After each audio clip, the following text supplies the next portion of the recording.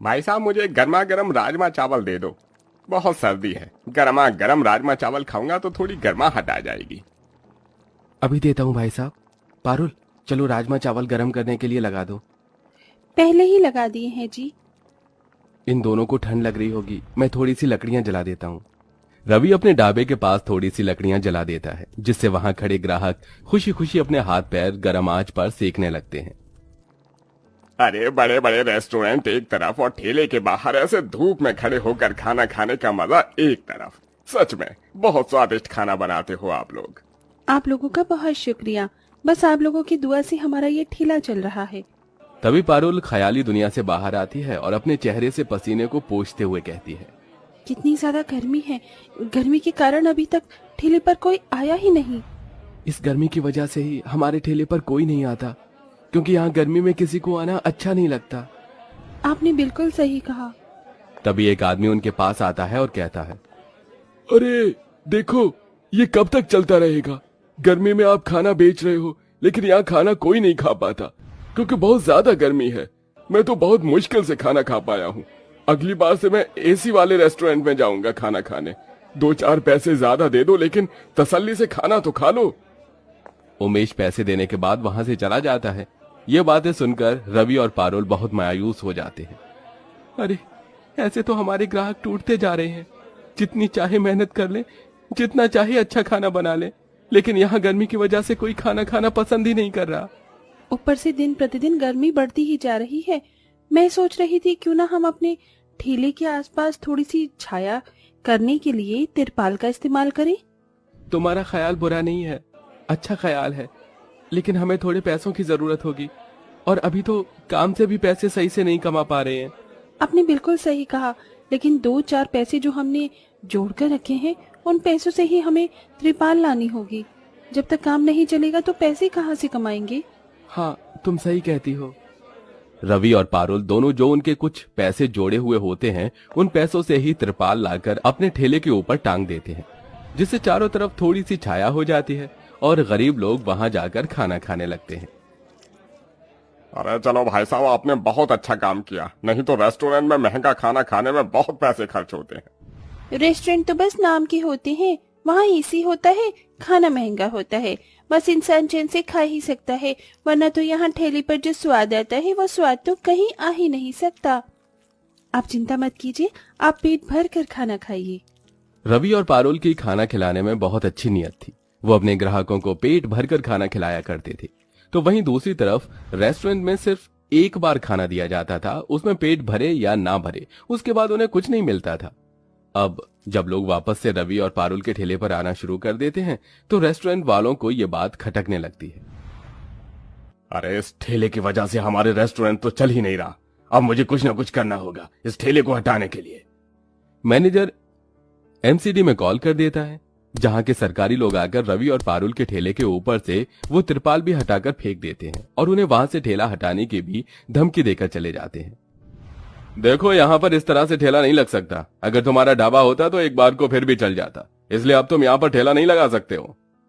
Officer ऐसा कहने के बाद उन्हें वारंट देकर चला जाता है। अब हम लोग क्या करें? हमारे पास तो इतने पैसे भी नहीं कि हम यहाँ पर अपना खुद का ढाबा खोल सके। हाँ, तुमने सही कहा। उस दिन पारुल और रवि दोनों मायूस होकर वापस घर आते हैं। वहीं घर पर पारुल की सास कैलाशिनी की तबीयत बहुत ज्यादा खराब होती है और वो बिस्तर में लेटी होती है। बहू तो मेरी दवाई लेकर आई। क्या बताऊं माँ जी, आज तो 1 रुपए की कमाई नहीं हुई। कहाँ से लेकर आती मैं आपकी दवाई? ऊपर से हमें वारंट मिल गया है, हम ठेला नहीं लगा सकते। हमें अब ढाबा ही खोलना होगा, और ढाबा खोलने के लिए हमारे पास पैसे भी नहीं हैं। हे भगवान, ये दुख भरे दिन हमारे जा क्यों नहीं रहे? एक मुसीबत कम नहीं होती कि दूसरी मुसीबत पहले ही हमारे लिए खड़ी रहती है। कब हमें इन परेशानियों से छुटकारा मिलेगा?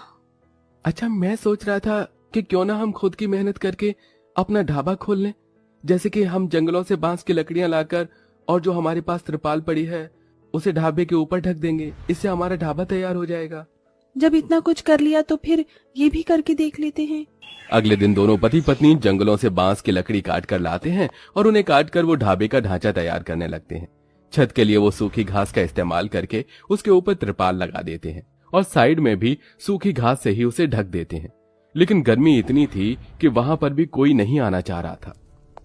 आज मैंने सिर्फ दाल और चावल ही बनाए हैं क्योंकि गर्मी से खाना खराब हो जाता है।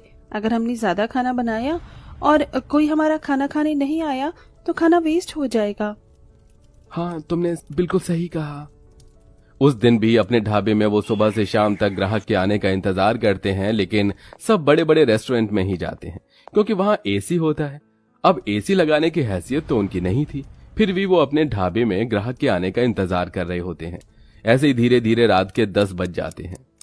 रात के 10 बज गए हैं, चलो अब चलते हैं, अब शायद कोई नहीं आएगा।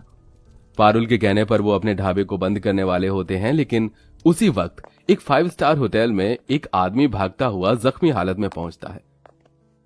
अरे रुक जाओ, अभी ढाबा बंद मत करो, मुझे बहुत तेज भूख लगी है। अरे इसके सर पर तो चोट लगी है, कहीं ये कोई चोर तो नहीं? इसके पास एक बैग भी है, ऐसे इंसान को रेस्टोरेंट के अंदर बुलाना ठीक नहीं होगा। मैनेजर ऐसा सोचकर अपने सिक्योरिटी गार्ड से उसे वहां से भगवा देता है, जिसके बाद वो बेचारा खाना खाने के लिए पारुल और रवि के ढाबे पर पहुंच जाता है। मुझे बहुत जोरों से भूख लगी है, कुछ खाने को दे दो, अरे मेरी मदद करो। उसकी हालत देखकर रवि और पारुल हैरान रह जाते हैं। वो उसे अपने ढाबे में जगह देते हैं और फ्री में खाना भी खिलाते हैं, साथ में उसके जख्मों पर मरहम पट्टी भी कर देते हैं। भाई साहब, मैंने आपके जख्मों पर मरहम पट्टी कर दी है, अब ज्यादा खून नहीं निकलेगा। पहली बार मुझे किसी ने भाई बोला है। दरअसल मैं अभी के अभी बैंक लूट कर आया हूँ। वैसे तो मेरे लिए पैसे बहुत कीमती होते हैं क्योंकि चोरी के पैसों से मैं गरीबों की मदद करता हूँ, लेकिन आप लोग बहुत अच्छे हो और आप जैसे लोगों की मदद करना ही मेरा पहला कर्तव्य है, इसलिए मैं आपकी मदद करना चाहता हूँ। ये कुछ पैसे हैं, इन्हें रख लीजिए, ये आपके काम आएंगे। जगदीश अपने नोटों से भरा बैग पारुल और रवि के पास छोड़कर चला जाता है। इतना पैसा उन्होंने जिंदगी में कभी नहीं देखा था। अब उन पैसों से वो अपने ढाबे को पक्की ईंटों का बना देते हैं और साथ में उसके अंदर एक एसी भी लगवा देते हैं, जिसके बाद वो अपने ढाबे में सस्ते रेट पर लोगों को खाना भी खिलाते हैं। गरीब से लेकर अमीर लोग उनके फेमस ढाबे का स्वादिष्ट खाना खाने आते हैं। इसी के चलते उनका ढाबा धीरे धीरे चलने लगता है और अब उनकी कमाई पहले से 4 गुना हो जाती है। उन भाई साहब की मदद से देखो, आज हमारे ढाबे में एसी लग गया और देखो ना, सब लोग कितने खुश होकर यहाँ खाना खा रहे हैं। हाँ, तुमने सही कहा, जब हम किसी का बुरा ना चाहें तो भगवान हमारा कभी बुरा नहीं कर सकता। शायद ये भगवान ने कोई फरिश्ता ही भेजा होगा हमारे लिए। तभी वहां उमेश बहुत खुशी से आता है। अरे लो भाई साहब बहन जी, आपके एसी ढाबे में तो खाना खाकर मजा ही आ गया, फुल पैसा वसूल। ये लीजिए आपके पैसे, ऐसे ही तरक्की करते रहिए और हम जैसे गरीब लोगों को खाना खिलाते रहिए। ये सुनकर पारुल और रवि बहुत खुश होते हैं। इस तरह वो खुशी खुशी अपना एसी ढाबा चलाते हैं और धीरे धीरे उनकी सारी परेशानियां खत्म हो जाती हैं।